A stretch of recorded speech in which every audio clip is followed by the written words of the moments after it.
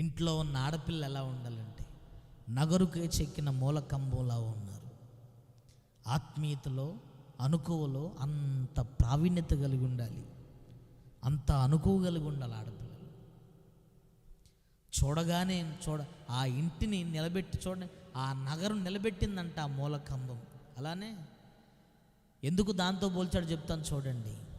ఇంటి పరువును సరిగ్గా నిలబెట్టేది ఆడపిల్ల, వివాహం అయ్యేంత వరకు నిలబెట్టేది, కుటుంబ పరువు నిలబెట్టేది. యవ్వన స్టేజ్లో ఉన్న మగపిల్లలు, ఆడపిల్లలు. అందుకని వాళ్ళిద్దరిని పోల్చి మాట్లాడుతున్నాడు భక్తుడు. ఒక నగరుని, అందమైన అంతఃపురాన్ని మూలకంబం ఎలా అయితే నిలబెట్టిందో, మా ఇంట్లో ఉన్న ఆడపిల్లలు మా ప్రతిష్టను అలా నిలబెట్టారు, మా పరువును అలా నిలబెట్టారు. అలా పోయేస్తాను మమ్మీ అని పోయింది దేనా. పొయ్యి వచ్చిందా? ఏం చేసింది పొయ్యి?